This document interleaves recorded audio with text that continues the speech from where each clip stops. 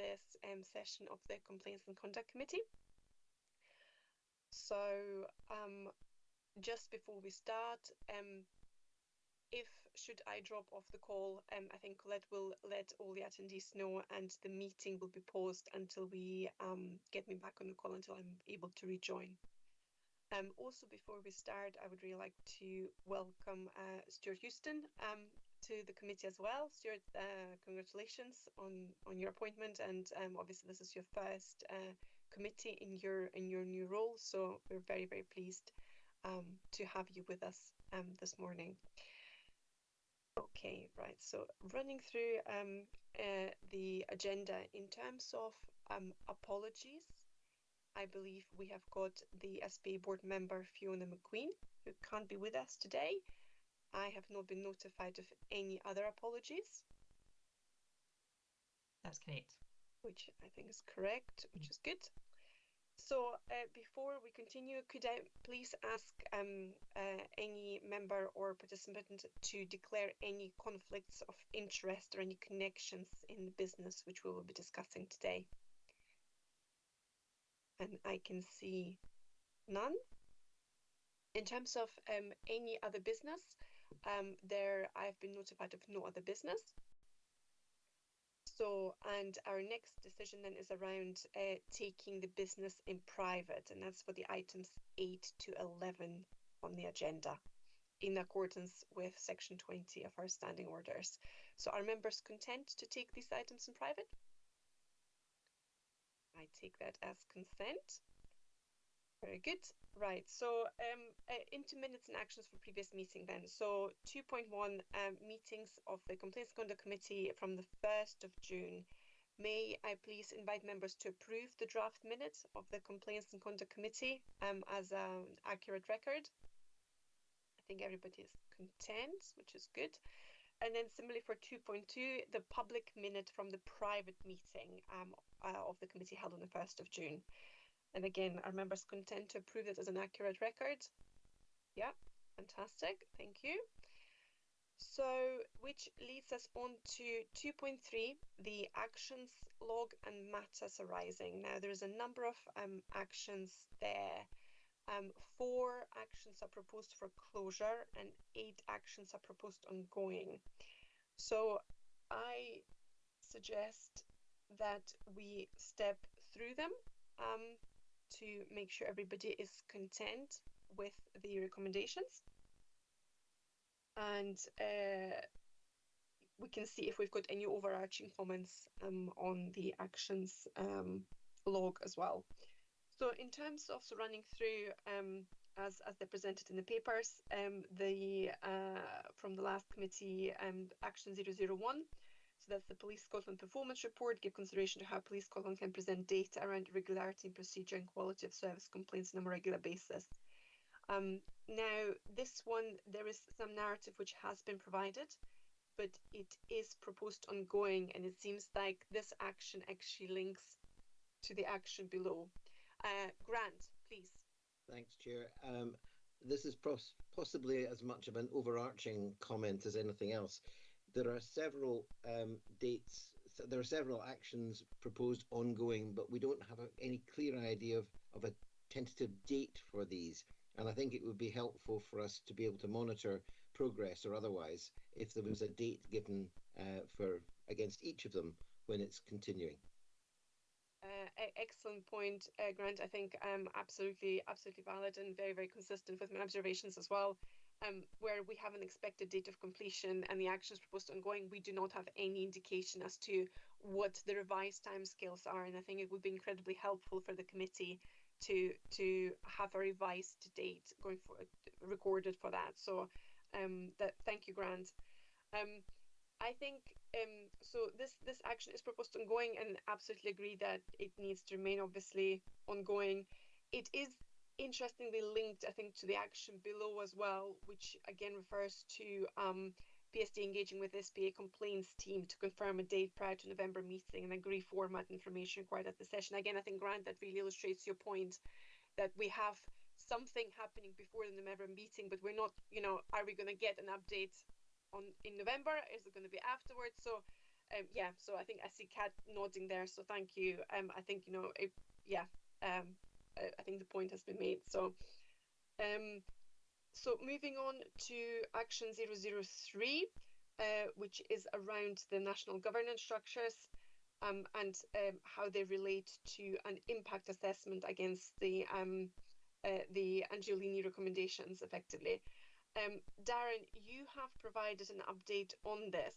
And again, a very, very similar point applies to this as well. It's proposed ongoing, but it's due for closure today. So again, we need to understand exactly what will be happening within that space. Darren, would you like to come in? Yeah, thank you, Chair. So the action in terms of engagement with Scottish Government has taken place. It's correct that they are looking at a whole system approach in terms of how the impact of discharge recommendations will ultimately, once they're all discharged, be measured. But recognised that should not necessarily stand in the place of business as usual governance arrangements within respective partner organisations. The reason I've left that as ongoing is they confirmed an intention to convene an extraordinary meeting of the National Governance and Reporting structures to discuss this further in the autumn, date still to be determined. So I would absolutely be clear that I'll come back with an update there. Technically, the action's discharged, but I just wanted to recognise that the answer to the question isn't yet entirely clear. Okay, well that's a helpful update. So thank you for that. Okay, so I think we're content to keep it ongoing on that basis. Okay, so 004, ensure a public report in relation to continuous integrity screening returns to the committee in due course. Now, again, this was one of those, was expected date of completion today. The update says that it is scheduled for November 2023. May I just ask, our police colleagues, is that still the plan, or has there been any update? Chair, yes, I can absolutely confirm that. We were going by the Complaints and Conduct Committee work plan that the paper is scheduled to be returned in November, so we'll be prepared to provide that then. Okay. And there are no impacts in terms of any national collation of the data that presumably will be included in this report. Yeah, by that point we'll be well informed of what the UK plan is, but I think, to be honest, that will be a holistic update about the professional boundaries work, which we can include something about the continuous integrity screen exercise as well. Okay, well that's really helpful then. Just on that basis, I mean, I suppose, I'm happy to keep it ongoing for the time being, but if this is something that we will be including into the work plan, I think at some stage the requirement for this action will cease. As long as it moves out of the action log and into our work plan on a regular basis. So again, happy to keep it ongoing for the time being, but I think in November we should be keeping an eye on this and then closing it and moving that into the work plan as a regular item, if members are content with that. Lots of nodding, very good. Okay, so 005, give consideration to how diversity information can be drawn for both officers and complainers. Now, I know this has obviously been one that's been around in various guises, and I see members would like to come in on this action. Katrina, please. Thank you, Chair. So a couple of things around this, which was about reporting on this to the committee, because I think my understanding is you used to do that, and then that was stopped. So it was really to ask what could we reinstate that reporting, please? And well, unless there's a very good reason for it being dropped, which would be good to know. And then again, as Grant raised at the beginning, do we have a time frame for when the more detailed reporting on the information is likely to be available? Thank you. Thank you, Katrina. And Grant. Thanks, Chair. My point was really more in relation to the fact that diversity is one of the issues that was raised by the former Chief Constable, expressing some concern. So the fact that we don't have this information in the public domain, I think, is less than ideal.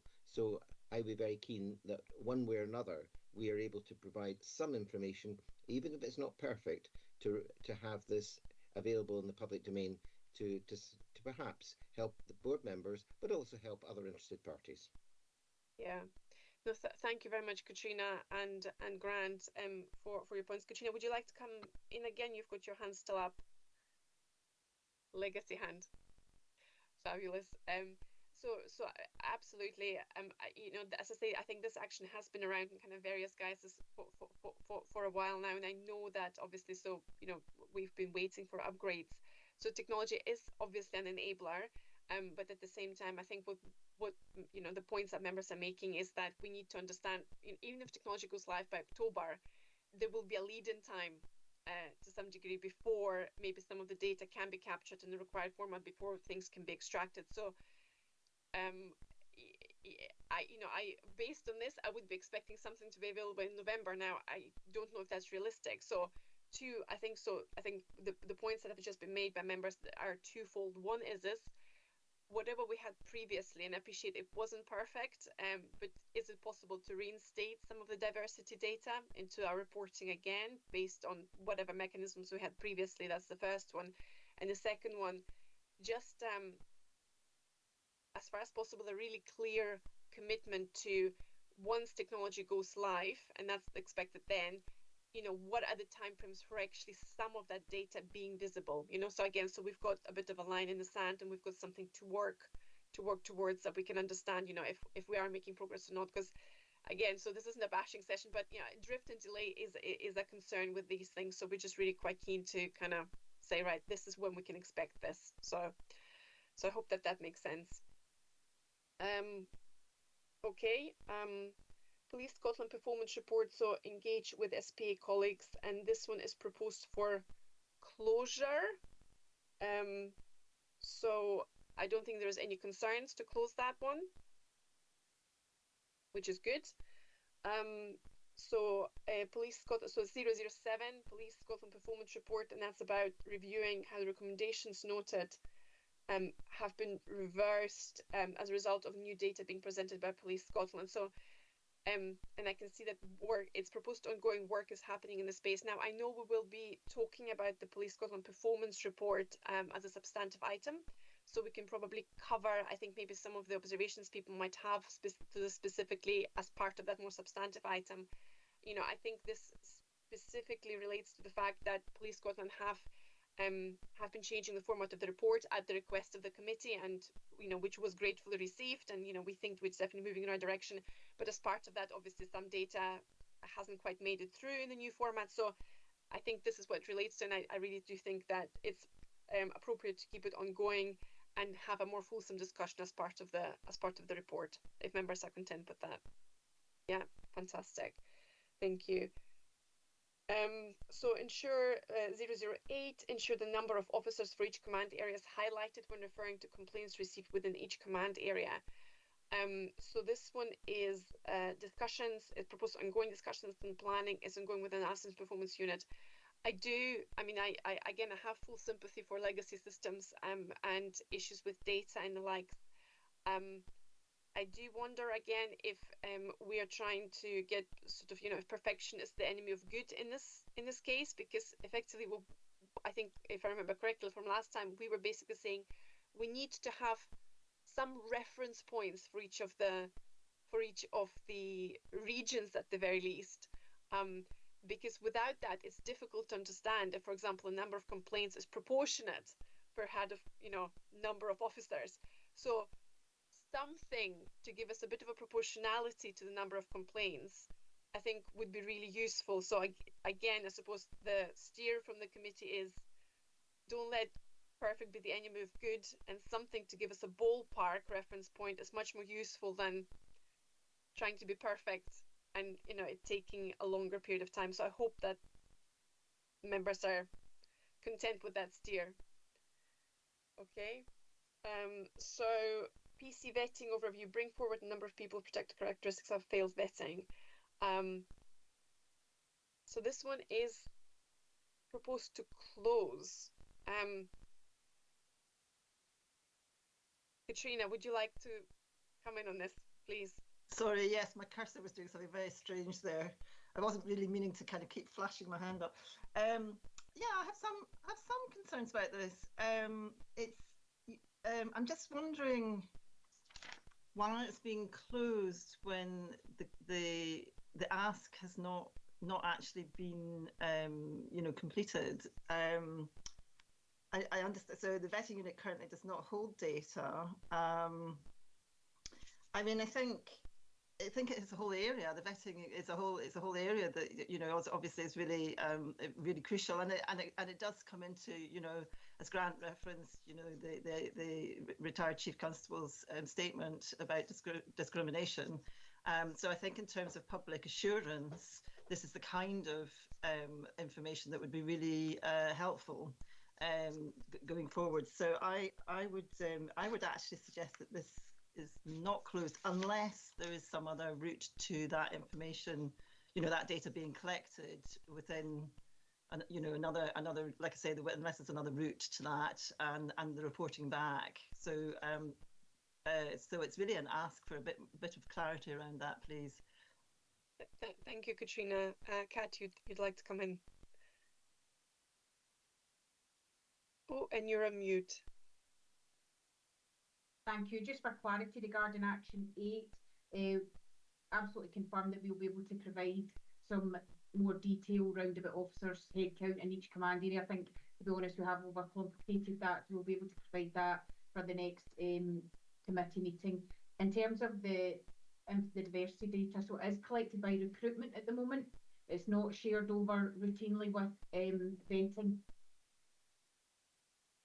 If that helps to clarify anything, Katrina. No, that does say so in this paper here. But I suppose my question is then, as it was asked for previously, is there a reason why this can't be pursued? And if there isn't a sound reason for it not being shared and this item being moved forward, then could we please keep it open? Thank you, Katrina. I'll let Grant come in. Grant, you're on mute. Sorry, first time today. Beg your pardon.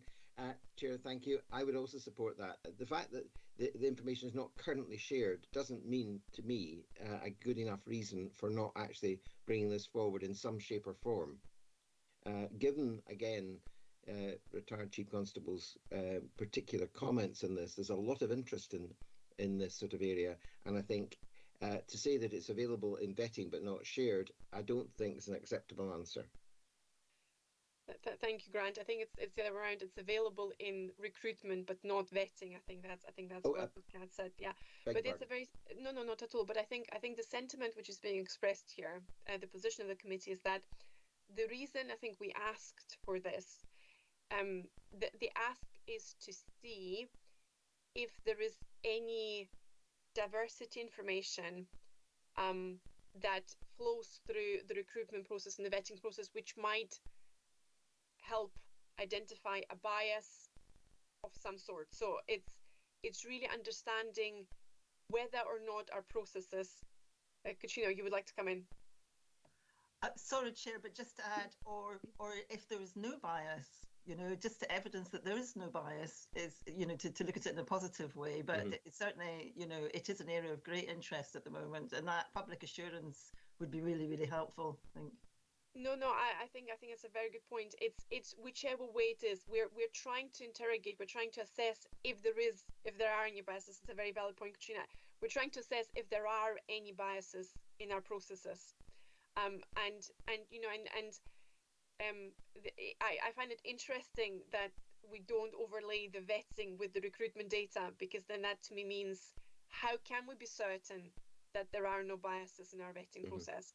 It's not to say that there are, it's not to say that there aren't, it's just unless this data is present and somebody, in a format in which somebody can look at it and people do look at it, I think it's very difficult to evidence that there are no biases. So so that's what we're asking for it. So I propose that we do keep it open, even if we need to tweak the wording of it. possibly in an offline session. But it's just, so we're after understanding, are there any biases? So this data, that's a way of getting to that question, and that's really what we're after. Paul. Yeah, thanks for that, Chair. Do we need to be stronger on this, and rather than just keep it open so it just hangs there, actually give an instruction to go back at it and look at this again? A very valid point. I can understand why vetting don't have access to equalities data, because you want them to be absolutely neutral. But at some stage, it can't be that problematic for an analyst further down the process to match these up and superimpose them and get some, as you say, ballpark figures, which is really all we're after. Exactly. Right. Absolutely. So in that case, we ask for a for a solution to be presented. So thank you for that really useful debate, and I think incredibly relevant and highly in the public interest. So thank you for that. Action 010. So SP performance report reflecting on presentation of data held. Of data in relation to complaints upheld and not upheld with the report going forward. So report narrative update to provide clarity on the outcome of allegations. This one is being proposed for closure. I see no issues with not closing it, so thank you very much for that. We're happy to close this one. Thank you. Action 11, so that's the PERC performance report. Consider and present data to provide assurance to the committee that complaints are handled in a risk-based manner and resources are prioritised accordingly. So this one is being proposed for closure.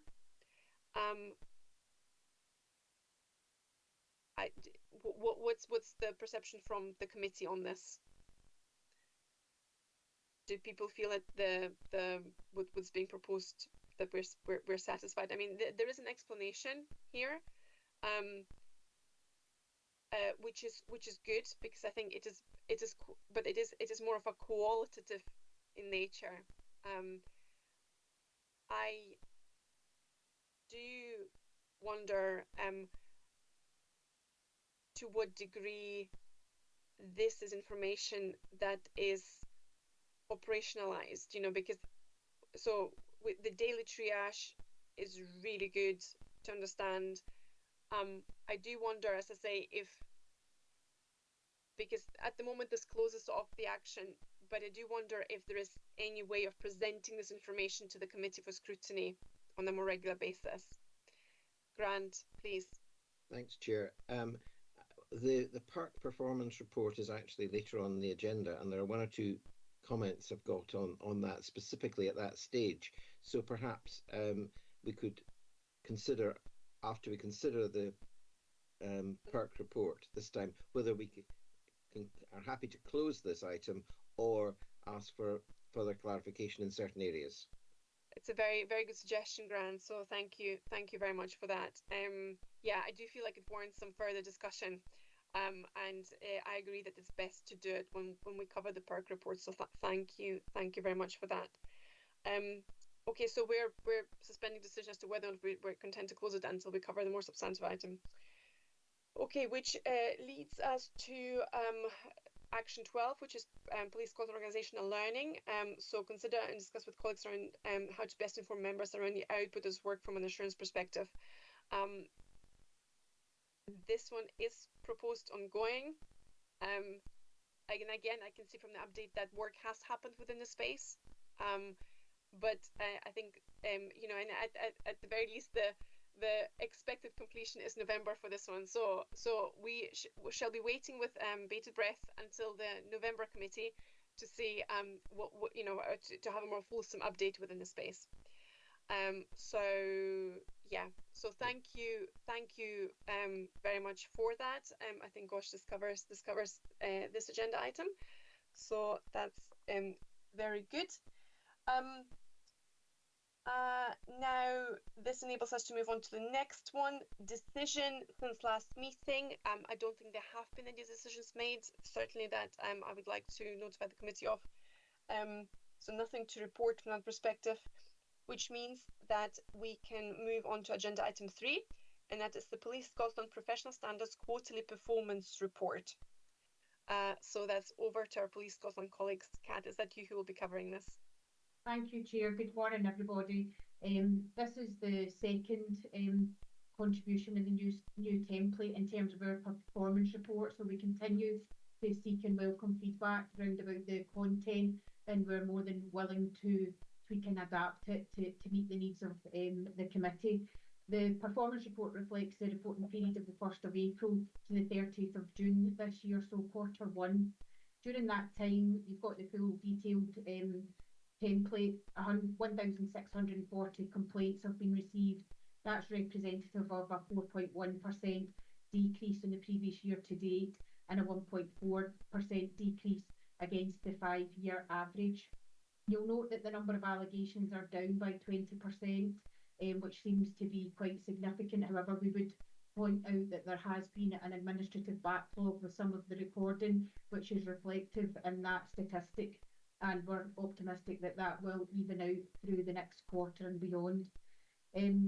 Of that, 41.9% of complaints were frontline resolved, which is a reduction on the previous year to date of 51.3%. Our assessment and analysis of complaints and the detail round about that slight reduction in FLR absolutely relates to the complexity of the complaints that we're now starting to see, as well as changes in expectations from complainers, which is making it increasingly difficult to deliver on FLR. Approximately 2.5% of the complaints were subject to CHR, and a total of 41 CHRs were received year to date, with 64.4% of the allegations reviewed being found to be handled to a reasonable standard. 84 statutory referrals were made to PERC, which is an increase of 20%. This is largely driven, as we've reported previously, in terms of the increase in taser discharge instance experienced year on year, which is largely attributed to the increase in taser officers that are trained across the organisation and across the whole of Scotland now, as well as the prevalence of mental health incidents where we're experiencing vulnerable members of the public perhaps in possession of weapons, etc. So in terms of management of that incident, sometimes there's no other alternative but to administer taser. That attributes to the uplift in the relevant numbers of taser discharge referrals. Only 7.4% of the referrals roundabout tasers have been subject to PERC investigation, so I hope that that gives the committee a degree of assurance in terms of the proportionality and appropriateness of the situations where taser is being used. In terms of the conduct position, 64 officers are currently suspended and 102 are subject to restrictions as at the 1st of July of this year. 8 misconduct hearings in respect of gross misconduct carried out year to date, and the disposals are outlined within the report. Moving on to the breakdown of complaints received on page 3, a total of 1,640 complaints have been received year to date. That shows a 4.1% decrease from the previous year and 1.4% decrease in the 5-year average. Service outcome allegations are assessed as the key driver in the overall decrease, alongside the reductions in irregularity in procedure, incivility and service delivery. A total of 687 of those were frontline resolved, which is 41.9% compared to 51.3% in the previous year to date.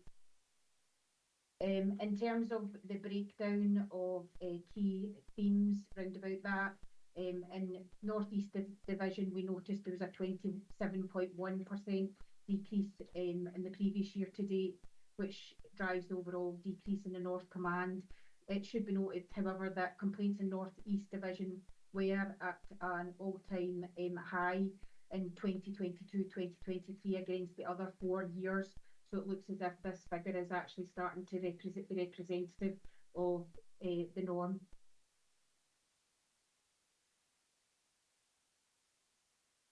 In terms of emerging trends, policy and procedure allegations have increased by 3% against the previous year to date, with 205 being received this year to date versus 109, so the change is marginal. The low volume increase nationally has been driven by changes in the West, in Lanarkshire, Ayrshire and Greater Glasgow. We did do a bit of a deeper dive into those changes just to look at what the drivers were in Lanarkshire, Ayrshire and Glasgow. We found that where there was matters reported to police where the complainer was subject to police action, subsequent complaints emerged regarding property damage which had been linked to forced entry, where the police had concern for a person or legitimate possession of a warrant, etc. Also where the police had attended in respect of noisy or disturbance circumstances, and the subsequent complaints about police presence, contact from both occupants or indeed neighbours, etc., who perceived that they were disturbed by our presence. And there was also follow-up complaints regarding lack of police action, predominantly around these neighbour issues, reports of road traffic matters, assault and theft. There was also lower volumes in terms of complaints about productions, where predominantly the issue was that they hadn't been, or complainers were aggrieved that the productions had not been returned to them.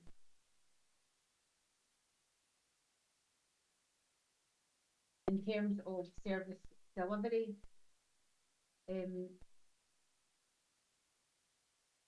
149 allegations out of the 1,053 were upheld, representing a decrease in the previous year to date, which was 16%, and the fight against the 5-year average was 15.3%. The largest volume categories were linked to irregularity in procedure, which contained 58 complaints, service delivery 38, and service outcome 23. In terms of complaint handling reviews, there was a total of 41 CHRs were received year to date. That's a reduction of 10.9% against the previous year, and 64.4% of the allegations reviewed were found to be handled to a reasonable standard, which is a reduction of 12.2% in the previous year to date. Despite that decrease, the rate of allegations handled to a reasonable standard remains at a high level, and throughout 2022-2023 with monthly rates of 62.1% upwards. There's a total of 73 recommendations and 14 learning points have been received year to date. The majority of those learning points and recommendations were categorised as relating to further inquiry or matters requiring a fuller further response to complainers.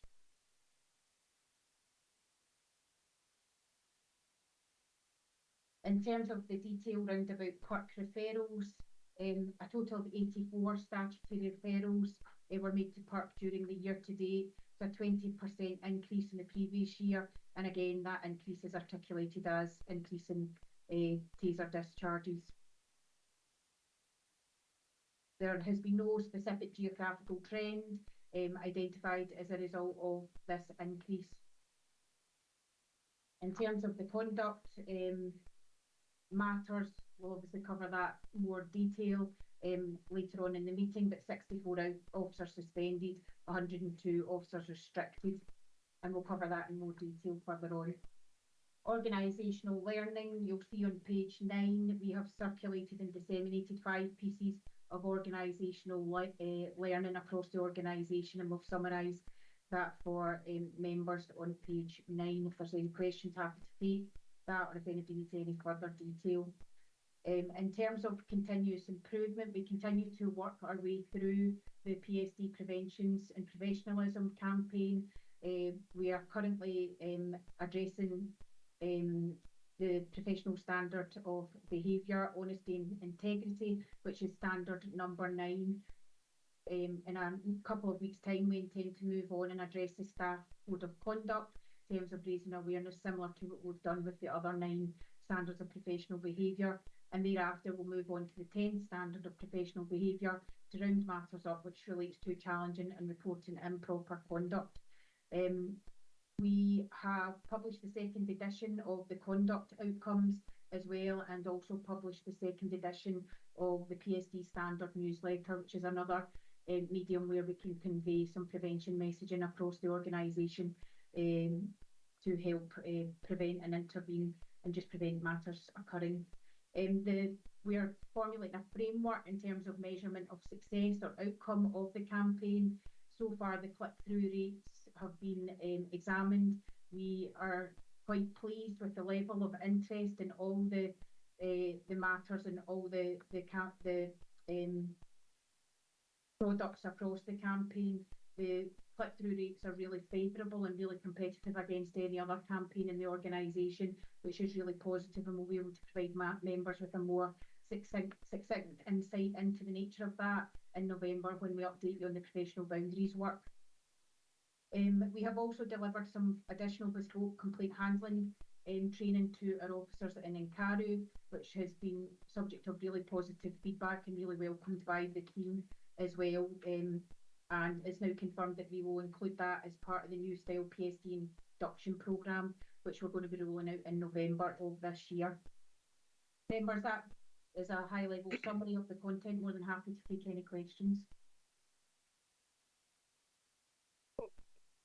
Sorry, apologies.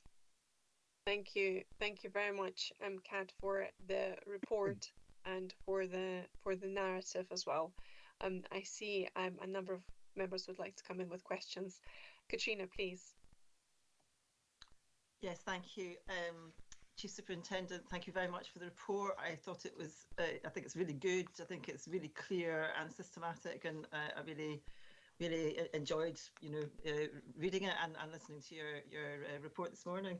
I wanted to make a comment, which is, I know we've said it before, but I think it's always worth saying that for a police force of this size and the population that we have, the scale of what we're dealing with, that these are actually quite small numbers. And I just think it doesn't mean they're not important. But I think it is worth a comment. I wanted to just clarify something with you around the use of tasers and the increase. I suppose I'm curious to know, is this increase entirely down to increased, so more police officers are getting trained in the use of tasers, which means they're being used more, or there is the potential for them being used more because of that? And do you think that entirely accounts for the increase, or is there an element of increased problems with mental health and people needing that kind of intervention? So that was one of my questions, and you won't be at all surprised that my other question, referring to page 10, is the upgrade to the PSD database. So I just wondered if you were able to provide any kind of sense of timescale for when that is going to actually be in place. Thank you. Thank you. To give you some sort of sense in terms of the training implications for taser officers, Katrina, the Chief did commit to, by 2024, having 500 to 2,000 officers trained in taser. So at the moment, we're currently seeing 1,357 is the actual figure that are trained across the nation at the moment. So that clearly attributes to the propensity for use of taser out there when we're dealing with incidents. You broke up at the next part of your question. I don't know whether you would mind reshaping that again, Katrina. Apologies. Okay. Well, I suppose I wanted some clarity whether it was possible to understand that is the use of taser to do with the numbers of officers who are now have that capacity, and therefore they use taser as against whatever they might have done previously, or whether there's a sense that actually incidents requiring that kind of intervention are actually on the increase. But if it was the next bit was the upgrade to the PSD database, which my question was around. So that's page 10.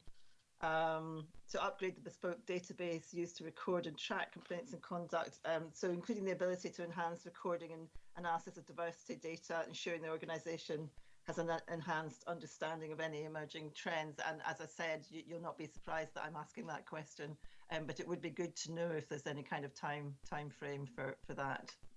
Yeah, of course. So we are working really hard to get that in place as quickly as we can. We do seem to be on track for October now, Katrina. There is meetings carrying on every week. There's one actually today.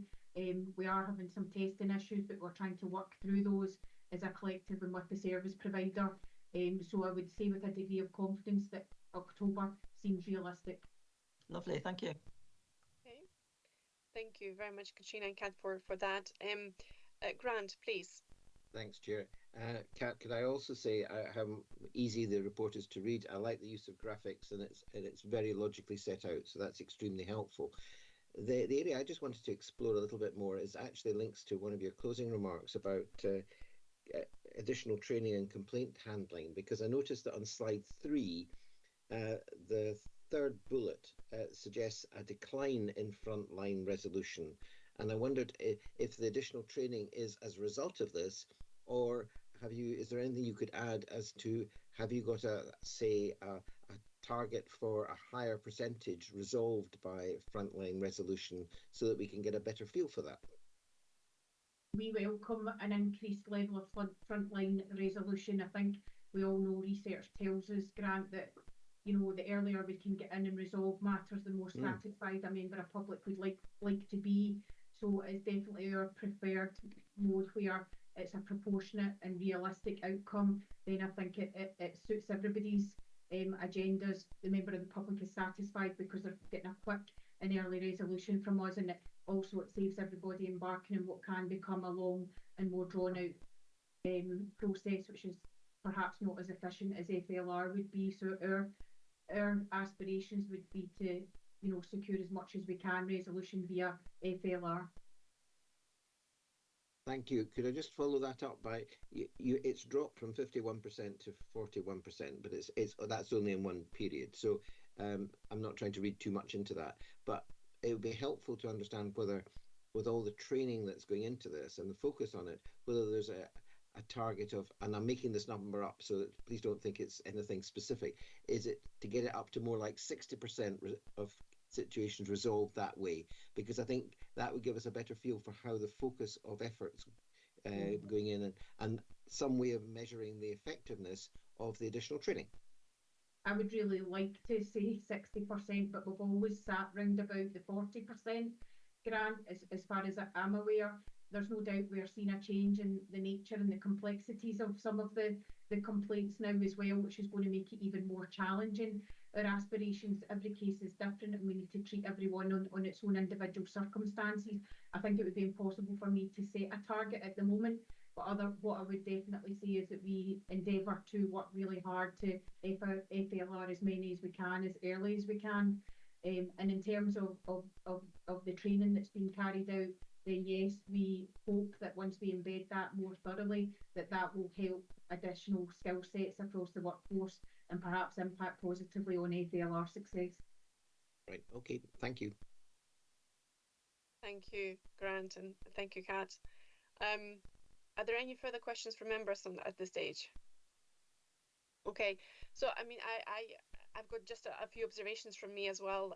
So as members have expressed, and as I've mentioned earlier when we were talking about the actions, we fully acknowledge that this report is an evolution. So the format has changed; it's much easier to digest. So from my perspective, certainly this report fulfills two almost primary purposes. On the one hand side, it shows us a picture across the number of complaints that we receive, which is an indication, I suppose, to some degree. It's a measure of satisfaction or dissatisfaction with the service that Police Scotland provides to our communities, and that is incredibly important. But that's just sort of one element of it. And the second element is around what it says about the effectiveness of the performance of our complaints handling systems. And I think we're kind of still on that journey now. With regards to the first one, Kat, what was going through my head as you were, as I say, giving us that really kind of, providing the narrative and the rich picture around what the numbers are doing. So I think what would be helpful again is to reintroduce some of the trend analysis that we had previously, and again think about, is it possible to do in a graph form? because I think that's probably lost a little bit, the report has lost a little bit of its impact. But I think also related to that is where I think the next level of evolution would be, other than kind of, reinstating some of the things. So I think, as I say, trend analysis, breakdown by different allegation, again, which we used to have in the wording form, but we don't necessarily have in the graph form. So those are really important things. But also going forward, and that's kind of the next evolution, is there will always be natural variation. So assuming our service remains constant, there will naturally be fluctuations. That's what we're seeing. As you said yourself, 3% up, 3% down. It's if we've got a baseline of complaints and we know what that roughly is by allegation, then we need to define what we think is an acceptable number up or down, because that will just be normal deviation in the course of business. And then if we do have spikes that go above that significantly, then that's obviously something for us to look at. But similarly, for consideration, what I'd be really interested to understand is if there are any policing initiatives or any changes in our operational procedures and the way we operate and the number of officers, etc., where we can forecast, or where we might expect that there may be an increase in complaints. So it's trying effectively to link our actions. Or similarly, if we start doing things differently, let's say we adopt a different policy, would we expect the number of complaints that's relevant to that policy to change? So appreciate it's a complex system and there will always be limitations around data, but I think it would be really helpful to think along those narrative, to really understand, to make it a slightly more sensible measure of how satisfied or dissatisfied are the public. So where, rather than just normal variation, is there anything we've done differently that is likely or has led or is likely to lead to more complaints or less complaints? So that's, I know it might sound a bit aspirational at this stage, but I don't see why we shouldn't be over time aiming towards that, particularly as we improve our systems and our technology. So it's really that overlaying of cause and effect, I think, that we're really after, because I think that's what the Angiolini kind of recommendations relevant in the space where we're kind of referring to as well. So that's my first kind of point. The second point, and we've kind of touched on this as well already a little bit, is around the performance management element, because I think at the moment what we're clearly, very, very clearly seeing is that there has been an improvement in terms of the introduction of a national unit. I think we as members of the committee can now kind of we've got a high degree of confidence that all of the concerns that are coming in are being captured. We've got a high degree of confidence that they're subject to the same procedure. So there's more consistency in terms of how they're recorded, how they're managed, how they're resolved, etc. So that's incredibly valuable information for us. If I link that back again to we've got two outstanding recommendations from Dame Alice Angiolini's review. One relates particularly around SPA needs to challenge where things are not being done in a timely fashion. So timelines will become a really important focus for us. I think we need to include something into the reporting to enable us to discharge that recommendation. I don't think we can do it currently with the data that's presented to us at this stage. So I would quite like to have a firm commitment that between the SPA officers and Police Scotland officers, we arrive at a data set presentation of data around timelines that enables the SPA to fully say, right, we're quite comfortable that we understand the timing elements in that complaints management process. So that's one part of it. And the second part of it also relates to the accuracy of the complaints management process. And what I mean by that, and Kat, I mean, you alluded to that a little bit in your narrative as well. It's around, so at the moment we get quality data on the handling of complaints primarily from PERC, so where reviews are being undertaken and they say, well, it's either 6% have been handled to reasonable standard or not. I would be really, I think, as a committee, I and the committee would be really interested to understand what is it internally that Police Scotland measures from a quality perspective, because there's high volumes going through. I know there's, obviously stretch in resources, etc. So it would be really helpful for us to understand how does Police Scotland internally measure quality, because also we do dip sampling, etc. So there is different data points. But the reason why we are interested in this, because that would enable you to define your performance measures. So again, at the moment, I'm not quite clear what the targets are for Police Scotland other than the statutory kind of targets. And without having a clear understanding of what you would consider to be good performance, it's very difficult to have any consideration of continuous improvement, etc. So we're a little bit, at the moment, we're getting the volume data, but it's really difficult to understand whether you would consider that you're doing, well, or somewhere in the middle, or not so well. So there is still a little bit to do, because that would enable us to discharge another recommendation that is still sitting there, which is around genuine performance management. And I think, at the moment, it would be a bit of a stretch to say that, we have performance management, because we don't necessarily have clear targets. And it's difficult to understand where you are against your own kind of targets. So I don't think they're insurmountable questions, because I'm confident that the data is there. So we just need to get that presentation of data to us over the line, because again, I'm conscious of a bit of a drift and delay. There's 2 recommendations outstanding, and we should be able to do better, because there isn't really anything that stands kind of in our way. And again, I think a really good approach is don't let perfect be the enemy of good. So that's kind of my challenge. I would quite like to have seen some progress by the next committee.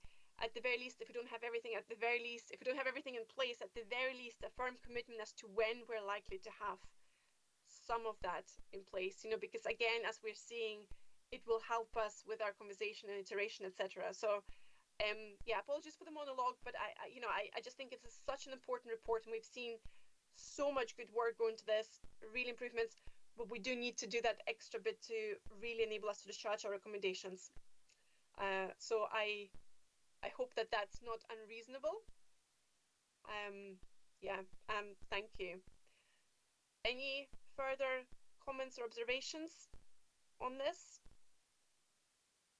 Stuart, please. Yeah, good morning, everybody. No, let's really say thanks. I know this should have been me delivering the report today, but obviously I've been in post for just over a week, so maybe not have done it the justice that Kat has. So thank you for her for doing that. I'm really sort of helpful for me looking at some of the actions that have been discussed in the comments from the members is really some of the stuff we can take forward. So thank you for that, and I'm really keen at how we can answer some of this. So, but just to really pass on my thanks to Kat for doing that on my behalf. Thank you, Stuart. Okay, well, so I think we will have captured some actions. I can make sure with Colette that we are, we'll refine the wording so we're exactly clear as to what we're committing to, etc. And obviously in conjunction with the Police Scotland colleagues, so we can do that. Right. So I think this enables us to move on to the next agenda item, which is 4, and that's the SPA quarterly report. So, Darren, I believe you're talking to this point, please. Thank you, Chair. Thank you, members. I'll take the report as read. This is our regular quarterly report, which includes key statistics reflecting the position at the end of Q1 and provides comparison to the previous 7 quarters. So looking at the statistical information contained within your report and looking at that broad 8-quarter period, everything I'll cover by way of summaries is in the context of recognising that the numbers of complaints that we receive are generally fairly low in number. So within the period of time presented, relevant complaints and allegation volumes remain largely consistent over the period. The majority of those have related to senior officers, although, as I say, volumes remain low. In terms of the categorisation of complaints, the vast majority relate to on-duty complaints. The remaining 7% minority complainer satisfaction with the quality of service received. In terms of complaint outcomes, early stage resolution, which is our equivalent of frontline resolution, continues to be an effective means of addressing complaints of a less serious nature where that's appropriate, and that relates to 43% of all allegations received having been resolved through that apology, explanation or reassurance. Of the 11 complaints which were closed over the reporting period, 82% of those were completed within the 40 working day target period, and you'll see within the report actually those that were out with that period are quite some time back in terms of that 8-quarter period, with explanation provided in broad terms for that. And just to conclude on the statistics, there are no relevant complaints which are ongoing at the end of the quarter. In terms of some other key areas of work, a statement on the suitability of Police Scotland complaints handling arrangements has been included in the draft SP annual report and accounts for 22-23. Members will be aware that was a previously discharged recommendation from the Dame Eilish report, and this will be the second instance in which the committee has made such an assessment. And a more detailed committee-specific annual report which supplements the data we're able to include within the annual report and accounts for the authority as a whole, will be considered later in the meeting, with a view to publishing that as soon as possible thereafter. The National Complaints Handling Development Group members will be aware that was paused last year to allow us to kind of take stock of the purpose of that group, particularly in light of the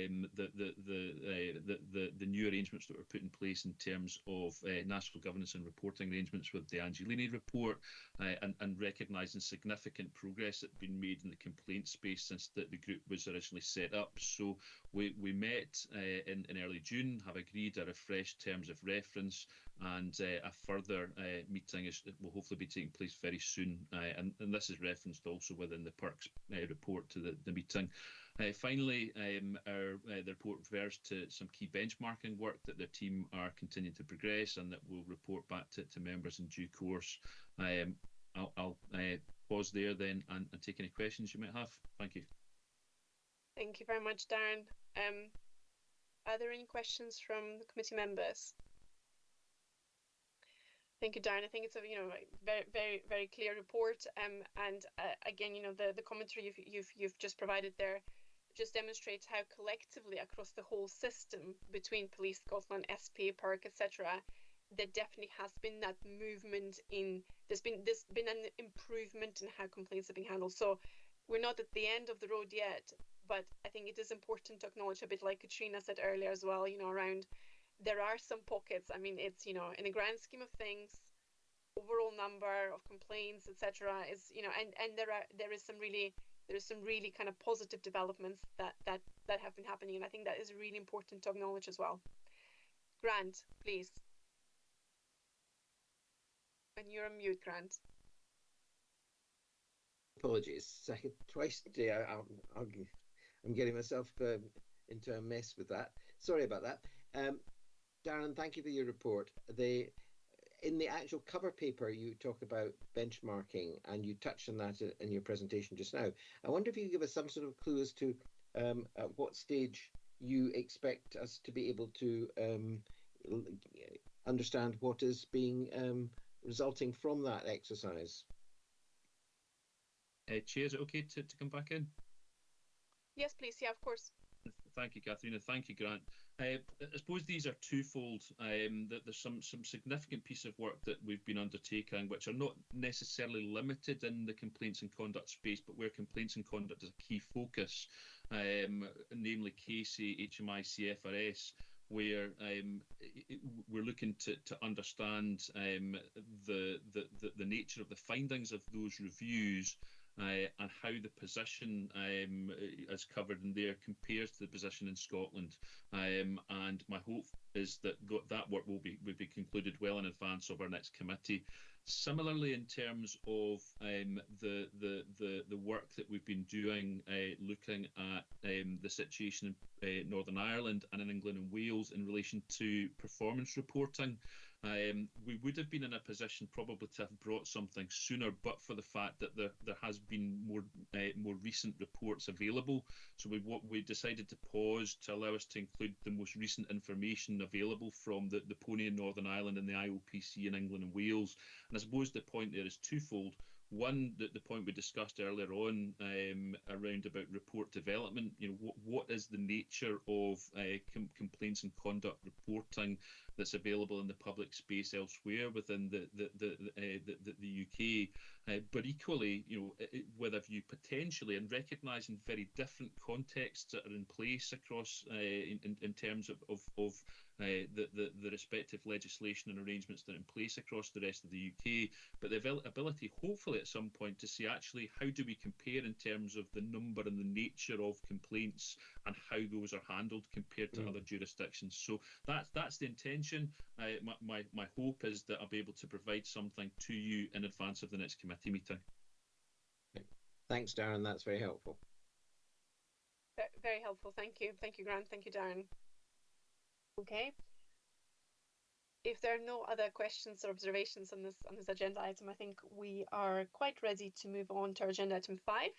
And at this stage, we invite our colleagues from PERC to present their quarterly report to us. So, is it Ilya? Over to you. Or Phil? I do apologise. Who's kicking this off? It's good morning, Chair. It probably will be myself. I'm not sure if my camera has come on. I can't see my. No, you're in the dark. You're quite literally in the dark, Ilya. Oh, there we go. Yeah, fantastic. Let there be light. Very good. Good to see you. Likewise. Good morning, Chair. Good morning, committee. This morning, I have a pleasure of presenting our first update report for this financial year, covering Q1. The committee will see that the report is slightly different from the previous format, and I think there is a lot of additional information and context involved in our report. Just by way of introduction, you will note that at the end of the last financial year, we've undertaken a performance data review and extensive consultation. And from the 1st of April 2023, we have introduced new recording standards and counting rules internally. Generally, in terms of internal changes, you will see on page 5 our new key performance indicators, focusing on very robust initial assessment of the complaints files by the senior review officers within 5 working days. And in terms of the complaint handling reviews, we will now aim to conclude 80% of those within 90 working days from the receipt of background information from the policing bodies. In terms of changes that are affecting policing bodies, the key changes really are in relation to the timescales for the provision of the complaint files. You will note that previously we were asking policing bodies to provide those within 14 calendar days. We've now aligned our investigations and reviews team in terms of the information requests, and those will now be 15 working days. So in effect, allowing a little bit more time for policing bodies to put together all the necessary information and provide it to us. So these are probably the key changes that will be affecting the policing bodies. I think we're making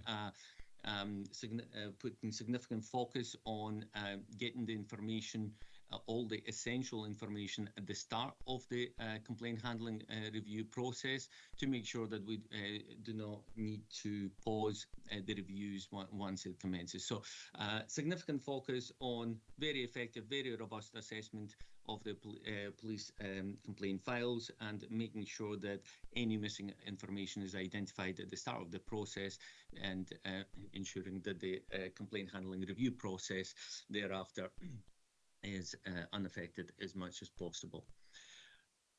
We have included some additional information for committee's benefit, just really providing a little bit more context, who we are, what we do, and also providing additional information in terms of potential disposals or the outcomes to the complaint handling reviews.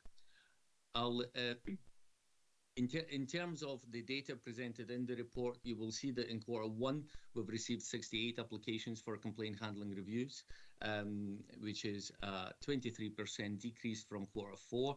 But if we look at the Q1 in the previous financial year, you will see a very significant increase of 48%.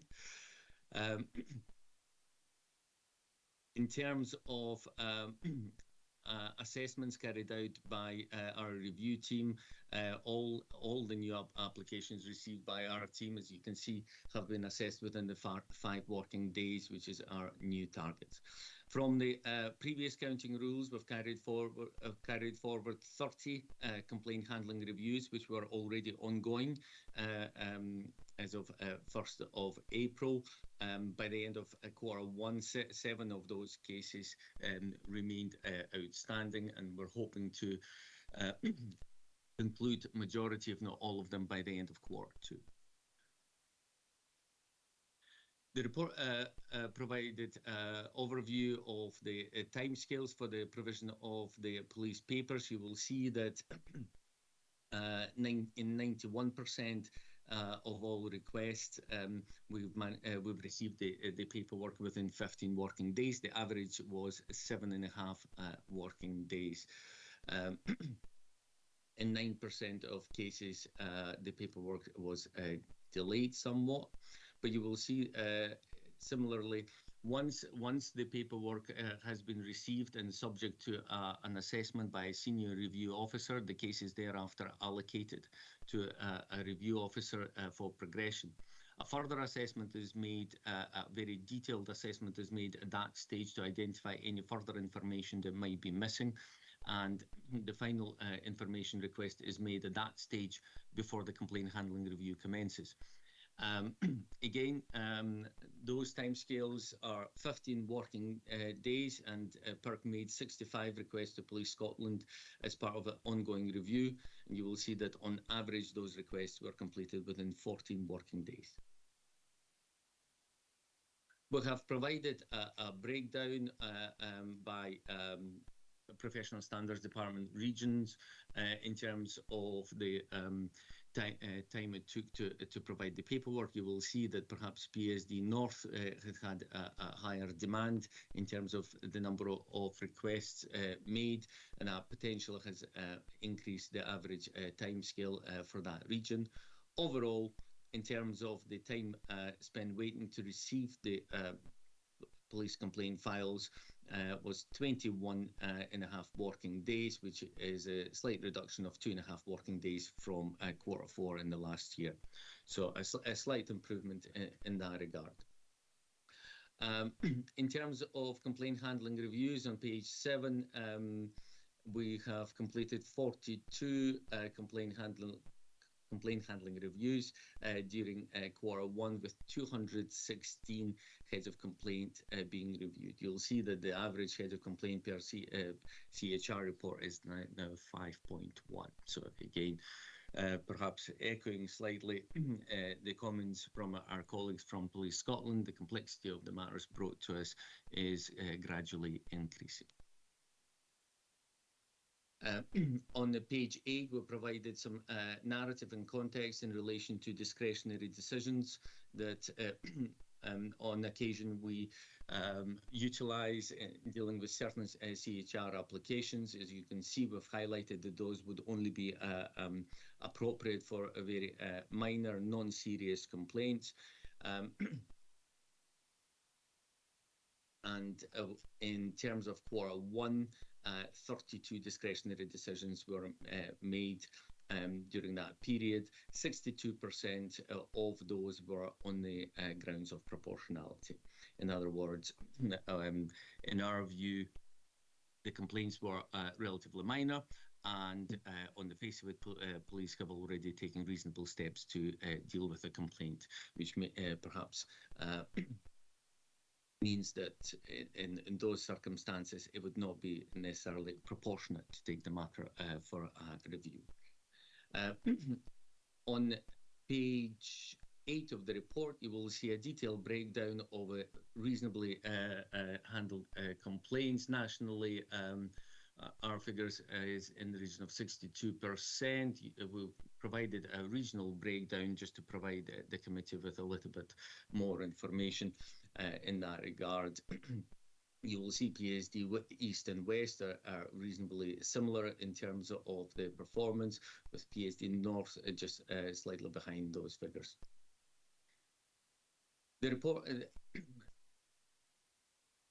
report provides a breakdown of the recommendations by type. Again, you will note not a great deal of movement in terms of recommendations requiring further response or further inquiry, perhaps a slight increase in terms of the recommendations asking Police Scotland to record individual allegations as a standalone complaints. So that may arise in cases where in our view, a number of complaint allegations were responded to as one overarching complaint. Again, on page 10, you will see a breakdown of the recommendations by PSD regions. You will see 66 recommendations made. 9 of those have been implemented during Q1. I've noted slight variation in terms of the data presented by Police Scotland. I think there is a potential that some learning points have been recorded as recommendations. I think there is a variable of 7 in those figures, and that potentially is just a matter of recording rather than anything else. More importantly, as you will see on pages 11 and 12, we have highlighted some of the more organizational learning that we've identified during Q1. We've provided some a narrative and context in relation to those learning points. Majority of the learning points that we identify focus on issues identified in relation to complaint handling itself, but naturally in the spirit of learning and improvement during complaint handling reviews, we identify opportunities to strengthen or improve the existing processes. So we've highlighted 3 of those organizational learning points as an example of tangible positive outcomes that can arise from complaint handling. So, and that's probably all the highlights for my section of the report at this stage. I don't know if you would like me to pause or if you would like to proceed with this second part of the report by Mr. Chapman. I think we maybe proceed with the report. Bill, over to you, and then we can ask questions on the totality of the document. Thank you. Thanks, morning, Chair, morning, committee. So the report is there to be read and noted. I'll provide some commentary and context round about it in terms of the number of referrals. Again, the numbers are relatively stable in terms of the picture of what we are seeing, noting the conversation that's already taken place in relation to TASER and PAVA, and just echo the comments made by Chief Superintendent Henderson. Moving through into the types of referrals, again, the numbers are there for noting. The incapacitant spray and the TASER showing out as the kind of main area of the referrals and the volume that we receive from Police Scotland. Again, the numbers are all there for the committee to consider. In terms of actual investigation, so these are the ones, the referrals that are made to us where a senior investigator makes an assessment of the referral to consider whether or not it is necessary and proportionate for the PERC to deploy resources and conduct a full investigation. Again, the numbers are contained on page 18. Notably 3 related to serious injuries following police contact, 2 in relation to serious injuries in police custody, 1 firearms presentation, and 2 TASER discharges. Many of these are still ongoing. In terms of the KPIs, again, they've changed since the 1st of April. You'll see there we're at 97%. So when we receive a referral from the police, we've got a 5 working day period following the receipt of the relevant background papers to conduct an assessment and decide whether or not it is requiring to go to a full investigation, sitting at 97%. Because of the change in the data and the counting rules, changing to 90 working days for the more serious, so those usually are death-related, significant inquiries. We now have 90 working days to complete those. We don't have any data because the first quarter obviously doesn't allow for the expiry of that time period. And then your category Bs and Cs, the more volume cases, we're looking at 120 days. Again, we'll get better statistics as we go through the calendar year in relation to that. A point of focus that we've tried to make in terms of the new style report is in relation to the PERC recommendations. I guess was a point that was raised by your colleague Fiona McQueen at one of the last meetings that I attended, where she asked for more focus to be put on. So if you're identifying a recommendation, what is it that police can do to then change systems, policy, practice, and so on and so forth. So where we can, we've included the recommendations, bearing in mind some of these matters will be sub judice because there may be some matters ongoing in the background in terms of prosecutions and so on and so forth. We've provided an update in relation to the general recommendation that we've made, what the police's response have been to discharge that recommendation, just so as a group, as a committee, you can have an awareness of the matters that the PERC are highlighting to the police that they need to consider. And then deliver a recommendation back to us. In terms of stakeholder engagement, quite a large focus activity being in the investigation space and the review space has been in continuous professional development of staff.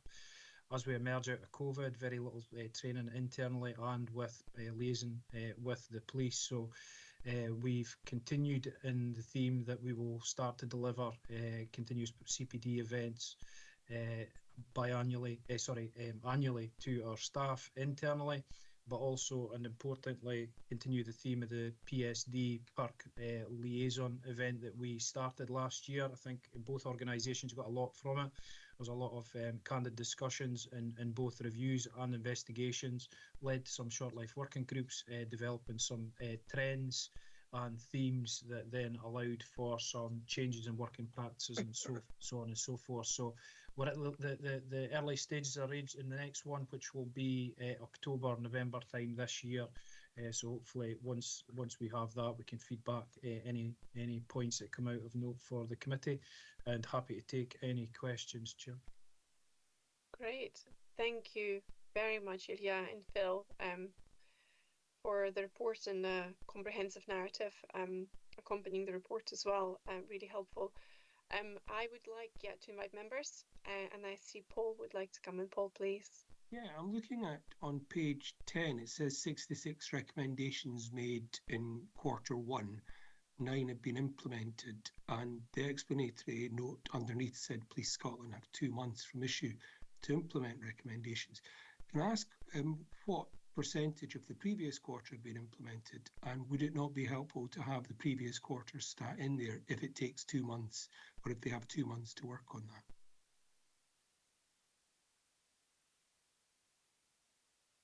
Anyone? Thank you, Paul. I don't have the data to hand to compare the rate of the implementation from Q1 from previous financial year. Is that what you're asking? No. Q4 from previous financial year, because it takes Police Scotland, they've got 2 months to implement it.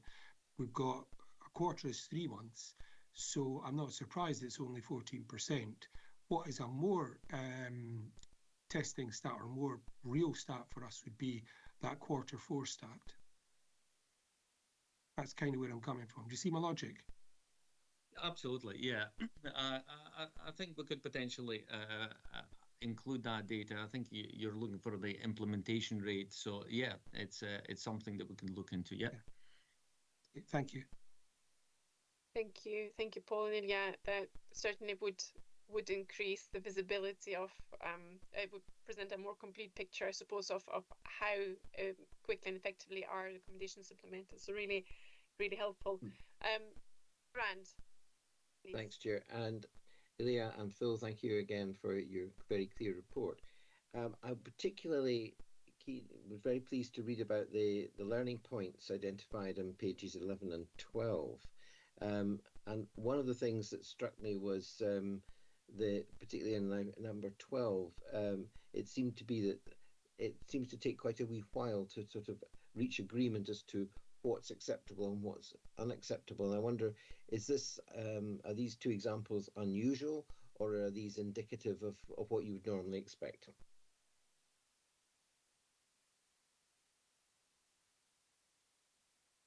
Thank you, Grant. I think in terms of individual learning points, which are ordinarily attached to specific complaint handlers, those are relatively easy to implement and action and cascade to staff. And I think in fairness to Police Scotland, those are ordinarily progressed relatively quickly to ensure that the learning is cascaded and that it remains effective, because the longer the longer time passes, the learning naturally diminishes.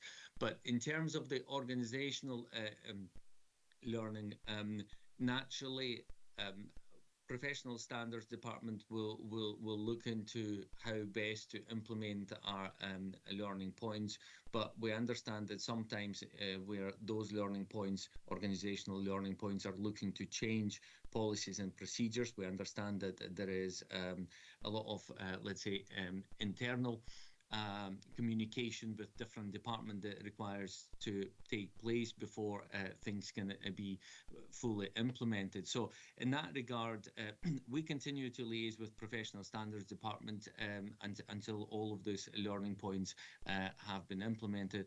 But as I say, in terms of the organizational learning, some of that organizational learning can take a little while to be implemented, because, as I say, it's not just the professional standards that ordinarily are involved. So, for example, you can imagine if there is an amendment to certain forms, like a 6-stage form that Police Scotland use for recording their complaint handling process and inquiries. Trying to change that form will involve a lot of different departments, including different policy departments, the IT department, and so on. So as I say, organizational learning can on many occasions can take a little while to implement, but nonetheless, I think the important thing is that it is implemented, and we certainly are in regular contact with the Professional Standards Department to make sure that those learning points are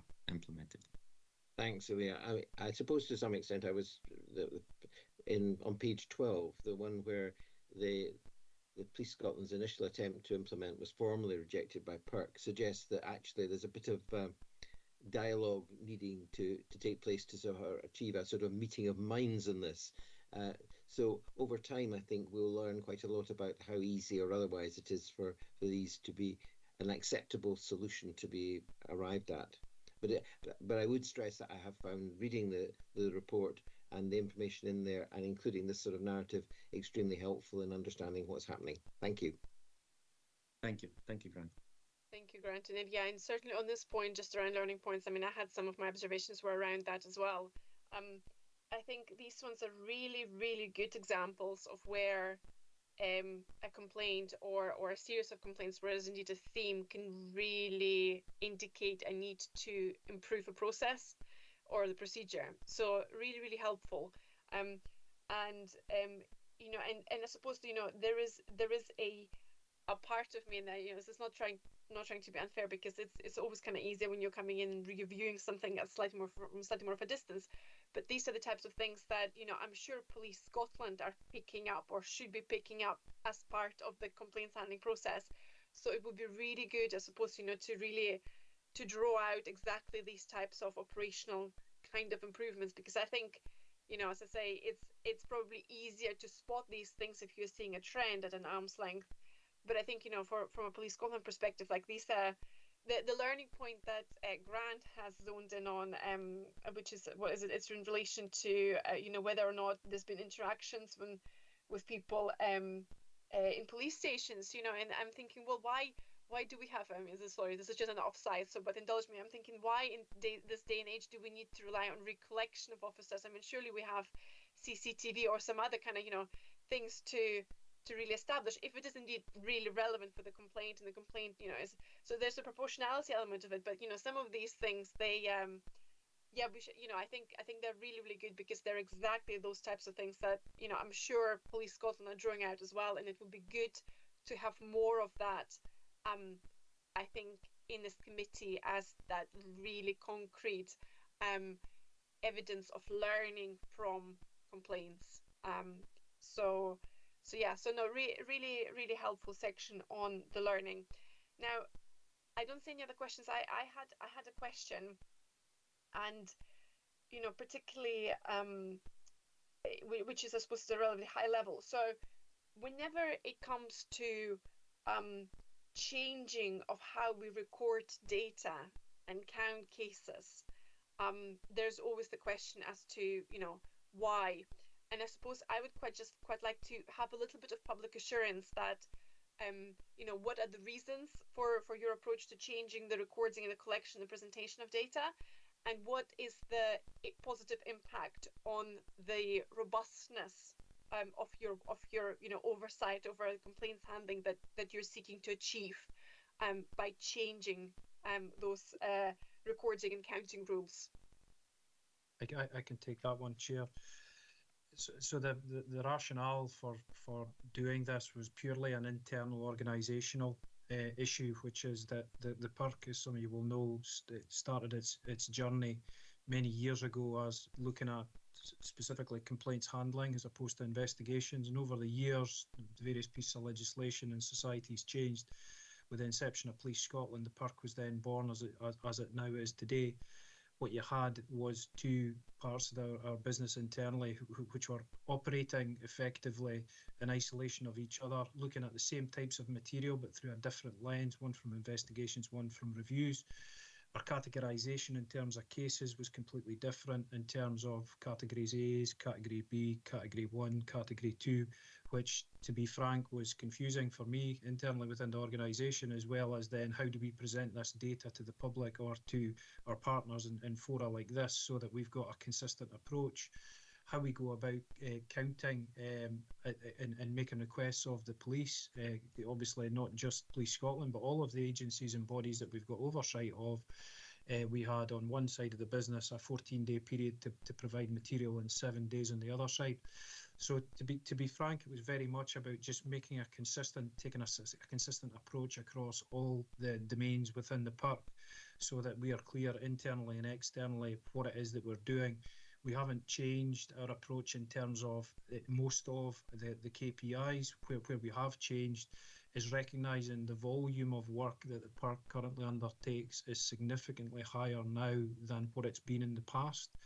But there are obvious challenges in terms of finance, resource, and so on and so forth.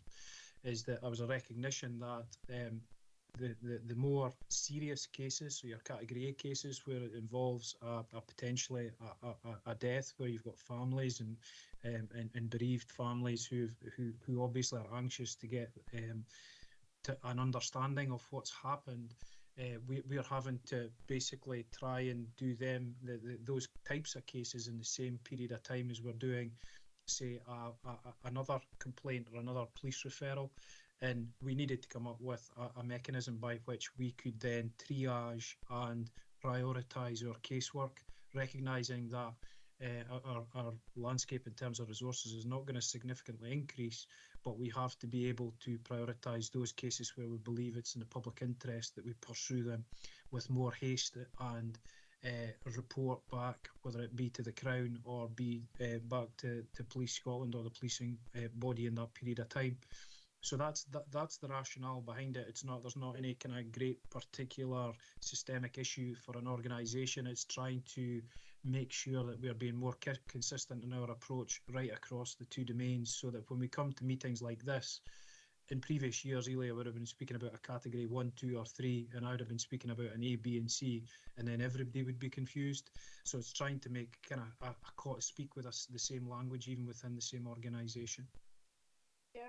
No, thank you very much for that, Phil. I think it's really helpful. So I suppose the assurance I'm taking from your explanation there is that it does indeed. So your change in approach strengthens the overall system and strengthens that just strengthens the system rather than actually trying to change something to make it either look better or whatever, you know. And I think that's, I just thought it was really important to make sure that everybody understands that. So okay, fantastic. Right. Well, thank you very much for this. Are there any questions, any further questions? No, for Phil or Ilya? No, fantastic. Well, in that case, thank you both very much for this. And we are ready to move on to the next agenda item, which is indeed the SPA dip sampling of Police Scotland complaints, and that's covered by Darren. Please, Darren. Thank you, Chair. Thank you, members. So this report's brought to you in line with earlier update we provided previously around the reintroduction of our dip sampling process as a reintroduction of this quarterly exercise, which was previously paused due to the pandemic. The process of dip sampling, as was recognised by now Lady Angelini in her report, is a piece of good work which is intended to supplement wider audit arrangements. Before I go into kind of high-level summary, taking the report as read, I think I just really want to call out my thanks to Police Scotland, to Kat and the team for their help and assistance in this work. And I may well bring the team in terms of any specific questions. But really, in terms of the report itself, it's in two parts. The first one, specifically the dip sampling element, we looked at a sample of complaints within Q3 of last year, and the report identifies a number of findings and high-level recommendations, which I don't plan to go into any detail in just now. I think what I want to emphasise is that this is the restart of a dip sampling process. It's looking at a sample of complaints from one quarter. So, you know, caution is offered in terms of drawing firm conclusions. Albeit I would note that there is some alignment with the findings from the earlier joint audit by SP and the PIRC, as well as some of the key learning points we see coming through from the PIRC complaint handling reviews. The other element, and where I'm clear that I'm not talking about dip sampling here, is the process in terms of independent review of the handling in accordance with Police Scotland complaint handling arrangements in terms of complaints that arise in respect of the Professional Standards Department or Anti-Corruption Unit. And this is something which had been put in place following an earlier HMICS recommendation and is built into the Police Scotland complaint handling arrangements.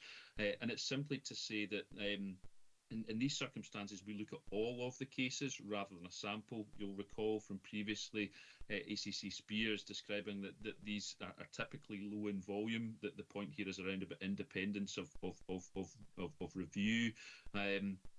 However, when we looked to examine those cases from the earlier pausing of this work, we actually identified a number of additional cases that we weren't previously aware of. And rather than report to you, again, recognising small numbers, rather than report to you just now on a small proportion of those, it's our intention to look at the full volume of those cases that we're now cited on and to report back to the next committee. So very high level update. Happy to take any questions, and I may well bring in David or the team for anything that I can't answer, recognising that they did the bulk of the work in this space. Okay. Thank you. Thank you very much, Darren, for the report and for this update. I will open it up to members for any comments or questions. Grant, please. Thanks, Chair, and thanks, Darren, for this report, which is very clear. I've got one question, and it's really in the form of a continuous improvement form. It's on page 5, the final bullet on section 5, which talks about in 83% of the complaints, where applicable, the subject officer and the supervisor were advised of the complaint and that the matter had been resolved. On the basis of, hopefully, if somebody has made a complaint about something, one of the best ways of making sure it's not repeated is to make sure that is cascaded right down the line so that they know that there's been a complaint and how it's been resolved by frontline resolution, which is extremely positive, and we're all for encouraging that. But I wonder why it's not a higher percentage than 83%, because you'd almost expect that to be almost 100% of cases where the complainant was informed. Sorry, the officer concerned was informed about the complaint and how it had been resolved. So is it okay to come back in, Katharina? Of course, yeah, please, Darren, So yeah. I may well bring in the team on this point. So David is on the call. I suppose firstly, the emphasis on the where applicable point here, because as you'll be aware, in terms of quality of service complaints, those are not complaints in respect of individual officers, but are more around the general nature of service provided. So David will confirm that the 83%, as I understand, is discounting any complaints where there isn't a subject officer, and therefore there is a 17% where actually we've identified that individual officers should have been notified, but that there's been a process issue here which we've picked up and that we've flagged back into Police Scotland. David, can you just confirm that what I've said is correct there? Thank you, Darren. Yes, that's correct. But what I would also add that it may just be a recording issue, that perhaps there's certain complaints whereby maybe, as you mentioned, a process hadn't been followed through correctly, which is something we certainly pick up with Police Scotland separately. Okay, that's great. Thank you, David. Thank you, Darren. Thank you, Grant. Does that answer Yes, your question? thank you. That clarifies it. You'll gather why I was asking the question. So if it can be dealt with, and if there's an overall learning process that affects the organisation, Police Scotland as a whole, it would be good to see if there's a way of picking up how that has then led to further action to try and actually avoid repeat complaints, because I think that's one thing that's not covered by the way this is reported. Yeah. Thank you, Grant. Thank you. Katrina. Thank you. I think I'm a bit concerned, or I would like to ask for some clarification, if possible, around the abandoned and time delays in response, and the connection between complaints taking longer than they're supposed to in terms of a response, and how that affects how people regard their complaint, and do they abandon them. I mean, the key findings are that out of the 80 cases reviewed, 51 were found to have been concluded within the stipulated 40 working days, which leaves 29, which is not quite, well, it's more than a third. So I wanted to see if there was any sort of clarification you could give me around that, and what the causes are, and what actions have been taken to address that. I'm curious about an apology is sent to the complainant about the time that's taken, and I'm just wondering, if I was thinking of myself as a complainer and it had taken, far too long for a response, whether I would just go, oh well, sorry, that's fine. I'm not sure what I'm actually asking, except I suppose I'm commenting around this, that I have some quite more questions around it. Certainly. I hope that makes sense. It does. Katharina, are you okay to come back in? Yeah, no, absolutely. I mean, maybe just Katrina, I think these are really, really good points. I had the same as well, and what's kind of going through my mind is this kind of Darren's caveat at the start of it, that these are very, very small sample sizes. I'm not sure how kind of reliable they are, and this is the first time we're seeing this. So I think we absolutely need to tackle those. I would definitely like to bring Darren in to see which of the points that you've raised he can answer. I'm just saying some of your questions probably need a more deeper kind of dive into this. So, but Darren, please, can you address some of Katrina's points? Of course, yeah. Briefly, just to your point there, Katharina, this is a first sample, and therefore the extent to which this is typical or not of what we might see. Obviously, we're linking in with Police Scotland around these specific points that we've identified, around timescales, around about initial contact, and what that means in terms of potential abandoned complaints. For example, and we'll do that through the National Complaint Handling Development Group alongside the PERC, to look at what process controls are being put in place within Police Scotland, what if indeed there is a common theme here, or to prevent occurrences even in the minority. I think on some of these points, though, as I mentioned before, we do have the prior PERC joint audit, which does touch upon some of these areas. So record keeping, for example, as I recall, it talks around about abandoned withdrawal complaints, and therefore there is a degree of correlation there, and clearly the committee heard about the earlier audit, which did relate to a period some time ago, but where the committee will be expecting an update on Police Scotland's response to those findings, that our initial dip sample certainly correlates with. Yeah, really helpful. Thank you, Darren. Thank you, Katrina. I've got a comment to make, which I think kind of draws all of this together a little bit, but I'll bring Paul in first. Paul, please. Yeah, I'm just looking at the various average times taken from receipt of complaint to either conclusion, allocation, or whatever. And they're different for each one, because obviously with abandoned cases and with withdrawn cases, there's different things to report. But I'm curious, how long does it take for a criminal complaint to be allocated? Are these given higher priority than others? Chair, I would be looking to my Police Scotland colleagues on this one. Kat, can you shed some light on this? Yeah, of course. So that's included in the risk assessment at the outset. So criminal, non-criminal. Where it's criminal, then that's clearly taken as a priority and allocated accordingly, Paul. And do you know roughly how long that takes? Immediately. Oh, right, okay, that's fine. So that would be picked up there and then. Okay, right. Well, that's reassuring. Thank you for the question. Thank you for the question, Paul.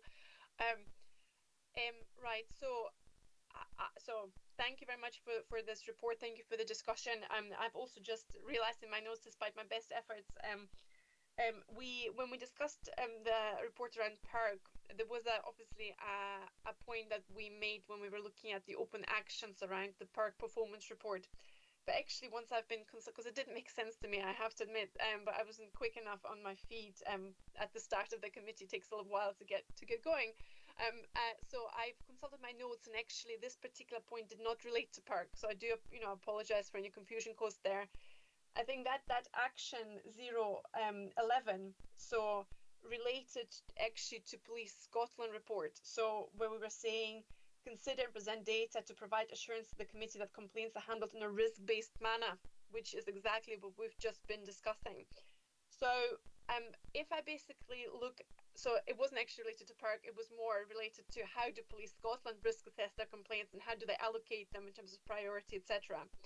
So if I consider that action, which we've had some explanation there, it's proposed to close, but actually we are still having the same questions. They're being surfaced now by members. And if I link this to what Darren is looking at through the DIP sampling exercise and the conversation we had around performance management being included and targets being included into the Police Scotland quarterly report, I actually can see how all of this ties together, because effectively some of the performance metrics that Darren is possibly looking at is something where I'd be really interested to see, what is Police Scotland's view on those metrics as part of the process. So it seems to me that actually that development of Police Scotland quarterly report and the STIP sampling needs to be aligned to some degree, so that when we're measuring certain things, we're having a perception from Police Scotland as to how well they're doing against certain metrics over time, and we have an independent corroboration of those same metrics, ideally through our dip sampling exercise, for example, because unless we align what it is that we measure and what is that we report, we keep talking apples and oranges.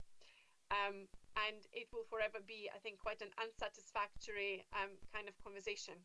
So it seems, again, that what we need to do after this committee is to craft a series of actions, agreeing with Police Scotland around how do we move that definition of what it is that we measure, what we report on, etc. I think across all of the different, across all of the different parties who are involved, if members are content with that approach. And I see there's nodding. Grant, you'd like to come in? Just to confirm that that's exactly why I was concerned when we were at the follow-up item, closing the PERC performance report number 11. I felt that we hadn't really drilled down into it. So what you're proposing, I think, is very much the right way forward. Excellent. Well, thank you very much for that. Okay. So, and I think that would go some way to addressing some of Katrina's points as well, some of the questions around and why and how and whatever. So we just need to get a better grip on this collectively. And I think, this is not insurmountable because it's not rocket science as well. So, so I'm sure we can get there. Okay, so really helpful. Thank you, Darren, for this report. I don't see any further points. So I think which means we are ready to move on to the next agenda item, which is and that is the Complaints and Conduct Committee work plan. I think it's with us for noting. And any comment?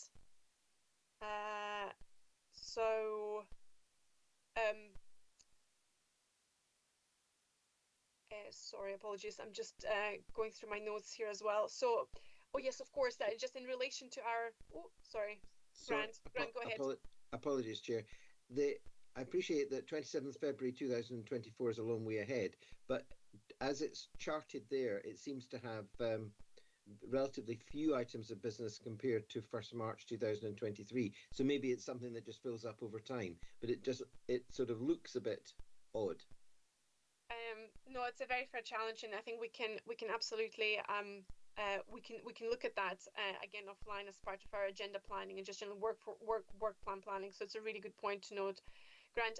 Just in my notes as well, what I have is I know obviously we have been talking about having a joint audit plan with PERC, and I was wondering to what degree we're able to arrive at a joint audit plan, and because I'm quite keen again to make sure that that's incorporated into our work plan and we know what's happening, what's coming, etc. So is there potentially any position on this from my SPA colleagues or from PERC as to maybe from our colleagues from PERC if they're still on the call? I see Ilya still seems to be on the call. So can we maybe have being able to produce a joint audit report? Ilya? Hi, Chair. Yeah, I think it would be fair to say I don't have an update for the committee at this stage, but I think certainly at the next meeting we should have a little bit more clarity in terms of a joint approach to the audits and dip sampling. Okay, fantastic. Well, let's make sure we don't lose sight of that, because it is incredibly important for us, and we need to know. So thank you, Ilya. I really appreciate that. Okay, so which means that this concludes our public session. If I've not lost my spot on the agenda, I do indeed think that this does conclude our session. So what